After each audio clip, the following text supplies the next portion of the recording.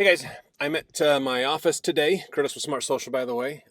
This is actually this is a phone booth that I'm in right now. Our office has a couple of these phone booths in it, so we can actually have more private meetings and things. They're just a small, probably 3 by 4 by 4 space, basically 4 feet by 4 feet. Just not super huge, just enough to do what you need to do for a meeting and things. So I do a lot of recordings in here because it's a great sound. It doesn't have a lot of outside sounds coming into it. It's a good sound buffer, basically. Um, the thought I was having today to talk about as far as what is the underside of entrepreneurship, one of the challenges that you have in entrepreneurship is as a leader, as an entrepreneur, you are a leader. You might not think of yourself that way, but you really are, which is fine. That's okay to understand. But the thing to realize about that is people look to you for an example and for guidance. So that is something you have to consider and think about, especially if you have employees. So as a leader, there is something that's important to always realize in your business. One is you can't do everything.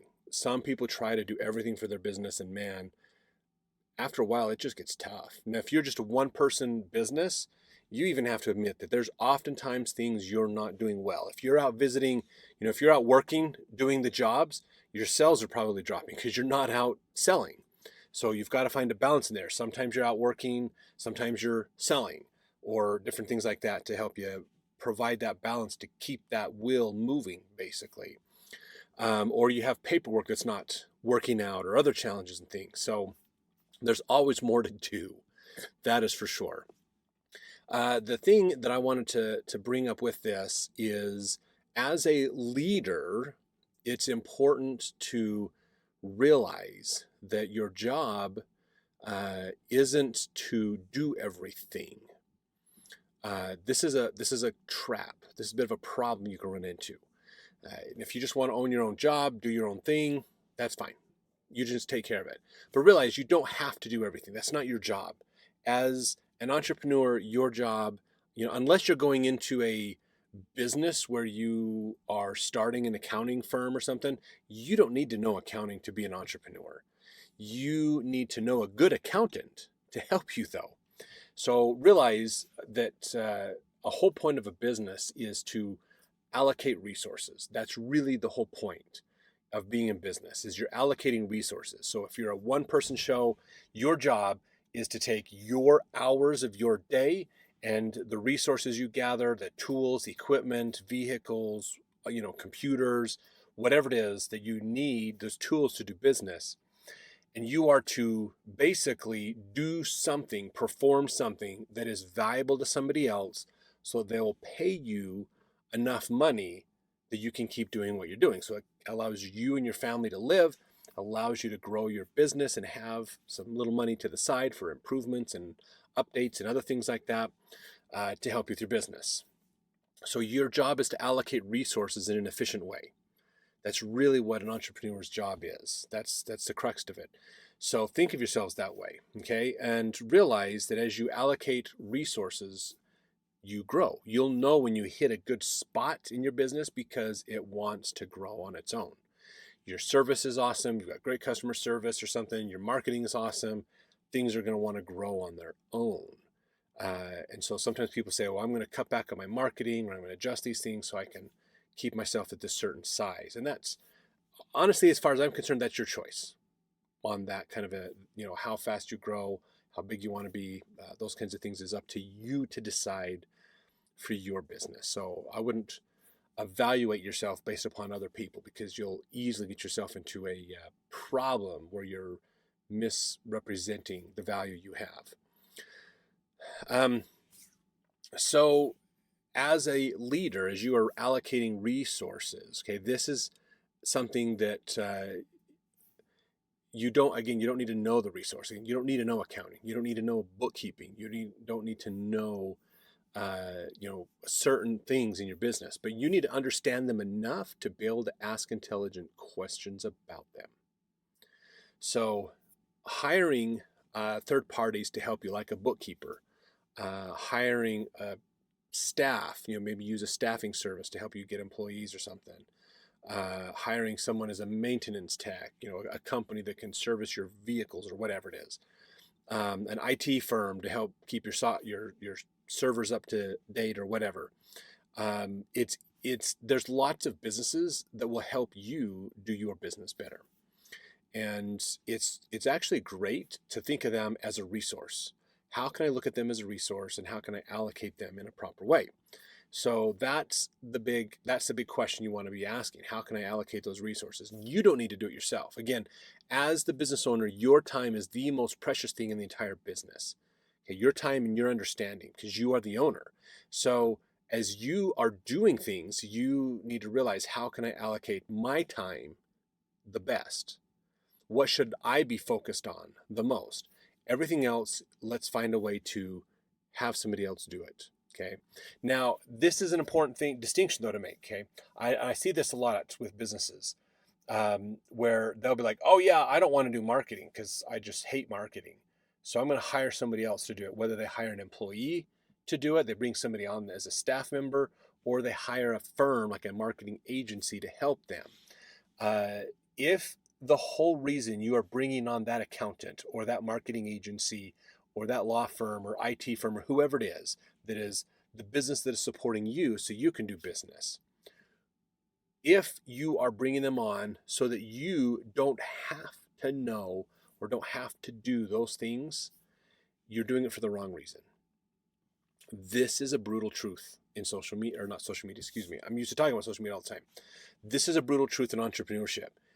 You need to hire people to help you, but you need to understand what is needed for that. Understand how to ask good questions so that you can work with them. Okay, this is super, super important. Robert Kiyosaki gives a really great classic example of this. He had a business partner, so they're a partner in his business. They want success just as much as he does. He thought, at least. He had a business partner that was an accountant. So he figured in his mind, oh, my business partner's accountant, I don't need to worry about it because he will take it and I don't have to worry about it. Well, one of the things that Robert Kiyosaki had to do is take his finances to his rich dad and let his rich dad look over the numbers. So he takes his profit and loss statements and things, takes his financial records in to talk to his rich dad one day. His rich dad looked at it, flipped through a couple of pages, set it down, and says, how long have you known that your partner's embezzling from you? And Robert's like, what? No, he's not embezzling. What are you talking about? So he says, come here, let me show you this. They looked at these numbers and found out he's pulling money out of the business, basically, and slipping it to the side. And Robert had no idea because he didn't know accounting. He didn't understand how to ask questions about it. He just let his partner do it and had blind faith in his partner, basically. Do not recommend blind faith. It's not a good idea in anything, really. Now, this is an important lesson for us all. Okay, you don't need to know accounting. You don't need to have a degree in accounting to do your own books or to hire an accountant to help you. But what you do need to do is you need to, one, understand some fundamentals of accounting. Take Accounting 101. Get in a basic accounting book and read it. Understand some of the basics. And understand how to ask questions. How to look for things to ask questions. Okay, how to dig into stuff. That skill alone is going to help you a lot as entrepreneurs, how to ask questions. Because when you hire an accountant, then you want to make sure you can ask them questions. So this is how we learn, is asking questions. Unfortunately, we get in trouble for asking too many questions in school, but in the real world, you don't get in trouble for asking too many questions. People love it when you're willing to learn and work with them. So when you hire that accountant, when you hire that marketing agency, when you hire that person, you want to make sure that you are comfortable enough with them to ask them questions. And if they push back and are like, hey, you don't need to ask so many questions, we're handling it, just don't worry about it. That's not necessarily the kind of person or agency or company that you want to be hiring. You want them to work with you. Now, granted, you can ask the same person too many questions in a row, and that can get a little annoying. But the thing is find people who are willing to help you learn so that you can understand what it is that they're doing. Okay. If they don't want you to know what they're doing, then that's usually a sign there's potential issues there. So let's not deal with those people. But take the time to understand and ask good questions of them. What does this mean? What happens if we do it this way? So how does this impact our business? Look at those things and understand, hey, I'm not sure what this means. Can you help me understand this better? Or things like that are really great. Um, I'm not a mechanic, but I know when I go to my mechanic shop and they come out and say, "Here's the report of what we found on your car. Here's the things we found wrong." I'll ask them questions like, "Well, why would that go bad? What would cause that to have a problem? What would be the result? What's this going to result in? If I don't get it fixed now, what does this mean down the road?" Or things like that. I'm going to ask these questions of what are implications, how did it get to be this way, those kinds of things, because that helps me understand better as a car owner.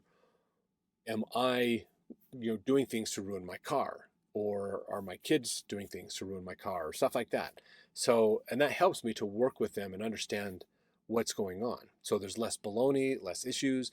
And you find a good mechanic that's willing to teach you as you bring your vehicles in to help you understand better. That's a great mechanic. Always hold on to that one. So this is the same with your attorneys, with your law firm, or not law firms, accounting firms, marketing firms, IT firms, the companies that are supplying you. Be willing to ask them questions. That'll help you a lot. Make a big, big difference in your business. Well, yeah, I'll talk about that in the next one.